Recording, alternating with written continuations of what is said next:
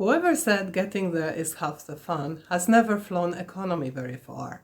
It's a miserable way to get across long distances. Unfortunately, this is also the fastest and the cheapest way to get there, and sometimes the only way. So, for most people, it's no fun, but for us diabetics, we have even more challenges to overcome. Specifically, we have to manage our food, movement, and medications. Each of these requires attention, or else our blood sugar will get completely out of whack. In this video, I tell you about my travel to visit my mom 9 time zones away and share my tricks to manage my glucose during my journey. If you travel by car or bus, many of these tricks will work for you as well. Diabetes sucks. But at Simply Diabetes, we can help you manage your diabetes cheaper and easier. We are not medical professionals. We are people with diabetes, just like you. Welcome. Keeping your blood sugar on track is hard enough in normal circumstances. But when you travel, it's doubly hard. I'm visiting my mom in Poland, 9 time zones away. It took me 3 plane rides and over 20 hours to get here. It could have been worse. Let's start with food. We all know airline food isn't exactly the tastiest thing in the world. Whatever, I can live with mediocre food for a few hours. Problem is, it is also a carb fest. It almost feels like someone worked very hard to fit as many bad carbs into food as possible. That's probably not exactly what they're doing. They try to fill grumbling stomachs as cheaply as possible.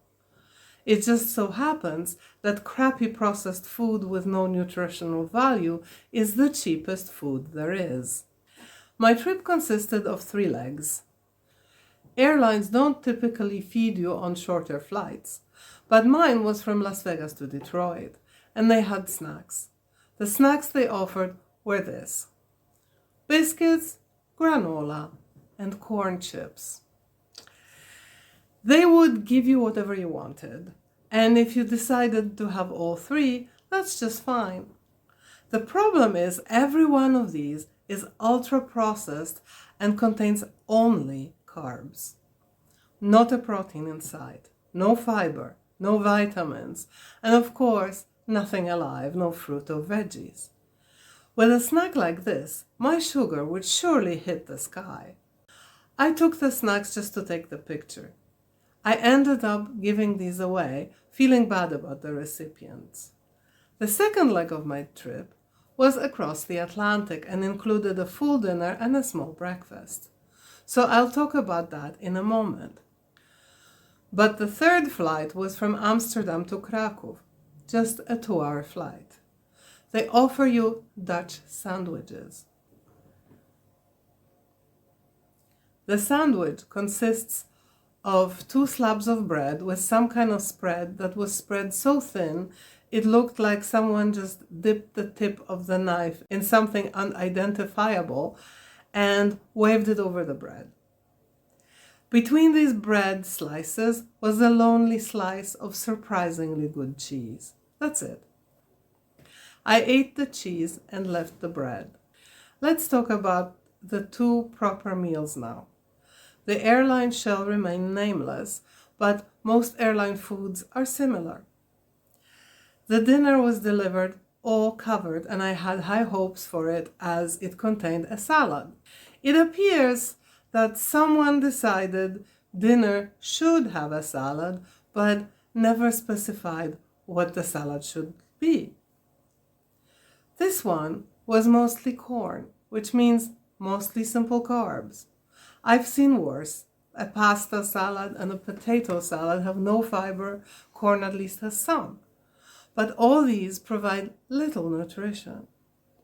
The main dish was chicken, which is good, a little bit of veggies, also good but not enough, and lots of potatoes.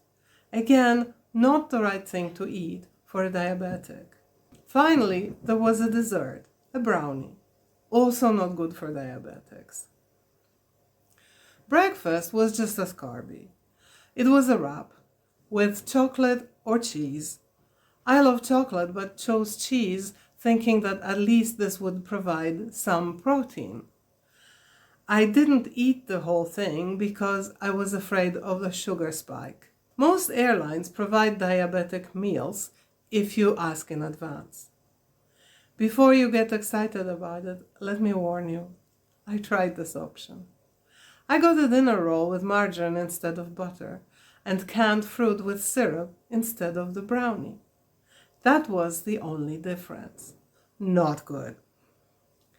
If anyone responsible for airline meals is watching, please do better. So, as people with diabetes, what can we do? I brought some of my own food. If that's hard, at least get some veggies. My veggie was a large bag of radishes. You can use celery sticks, carrots, peppers, Persian cucumbers, or whatever other veggies you like that travel well.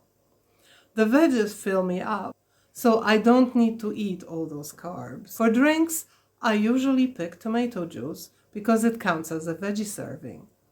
Other than that, I stick with water. Water in general is crucial when we fly. It's easy to get dehydrated, and we definitely want to avoid that. Yes, we will go pee more often, but that's actually good because it gives us an opportunity to get moving. Speaking of moving, that's the second thing we need to talk about. Moving is hugely important in general, but particularly when we sit a lot. There are limited options to get moving on a plane, but we still can find some. The best opportunities for moving during the trip are at the airports, not on the plane. When I have an opportunity to walk, I take it. Airports are huge, and so if you want to have a good exercise, all you have to do is just walk. I bypass all the moving sidewalks and escalators and all that stuff and just walk. It gets my juices going and it's a lot easier on me, and it's really nice after sitting for so long. By the way, if you look like your passport photo, you are not fit to travel, they say. And I have been traveling for 15 hours now and I'm exhausted. So I probably look like hell, but oh well. Planning the trip. Most people always try to take as few plane transfers as possible while trying not to pay too much for the privilege. Minimizing transfers isn't always the best approach. So this time, when the least expensive trip involved 2 transfers, I took it. The transfer time is a great opportunity to move. It's not just walking. I also stood on a train that takes us to the gate. So there is no reason to sit down while traveling from one terminal to another. I'm standing. It's a lot. It's using a lot more sugar. When you get to the gate, there's nothing else to do but wait. I take this time to walk around. After sitting on a plane for hours, walking is the best thing you can do. So I passed my gate and I'm walking way past it so that I have a little bit of movement in my life. It's not the most exciting thing in the world, but it really helps. It also helps with jet lag because I am about 8 hours off my normal time zone. So this is Amsterdam Airport Schiphol. There's lots of people here, but I found a reasonably quiet corner to walk around a little bit. I know airports are busy, but even in the craziest ones, you can often find a quiet spot.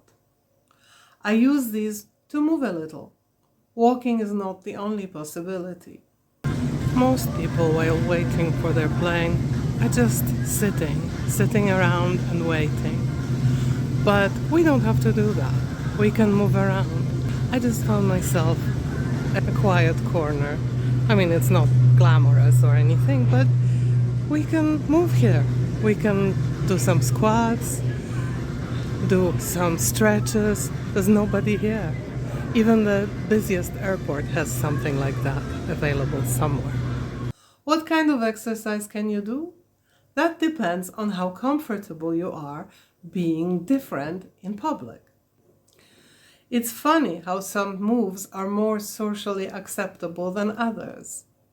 Most people would be fine stretching and twisting their backs in public. Everybody can relate to a stiff back, and so twisting is fine. Would you do squats or wall push-ups in public? I would, and I do. So what if someone looks? I will never see these people again. So let them watch. I don't do squats in the middle of a busy walkway, but there is often a quiet place somewhere. Sitting on the plane gives us fewer possibilities, but we still can do something. The usual advice is to walk around the plane a few times during the flight. That's good advice, but that's not enough. We can do more. If there is space, I circle my feet or flex and point. But sometimes even that is hard to do.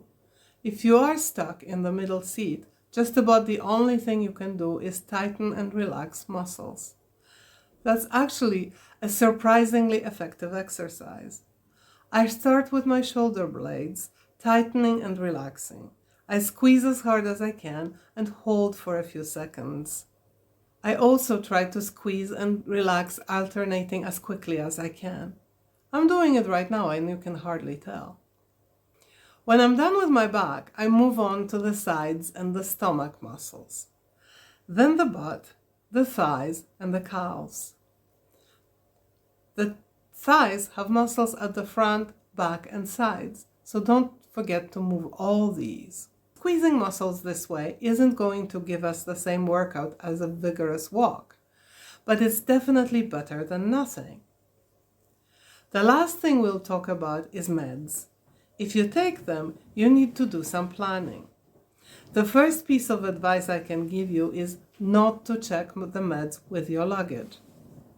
Take them all with you. This way, if the airline loses your bag, you're good.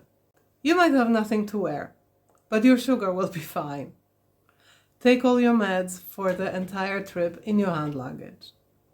One time recently, Ken's luggage was delayed in transit for 5 days, and he only had 5 days worth of meds with him. It was a very stressful few days until he was reunited with his suitcase. Luckily, it worked for him, but next time he might not be so lucky. Be warned and plan accordingly. If you take insulin, you might want to talk to your doctor to schedule it. I only take long-lasting insulin once a day in the morning. I simply take it in the morning of whatever time zone I'm in. If you take rapid-acting insulin, a simple solution like this might not be right. Your doctor can help you figure it out. I have no experience with insulin pumps, so if you have one, talk to your doctor for advice. And tell us in the comments how it worked. So these are my tips and tricks for traveling by air. This advice can also apply to buses and trains. If you found this video useful, give us a like and subscribe to our Simply Diabetes channel. Hit the bell icon so you never miss our videos. We publish one every Tuesday. And don't forget to tell your friends. That's the best way to help us grow the channel. See you next week. Until then, keep your blood sugar in the healthy range.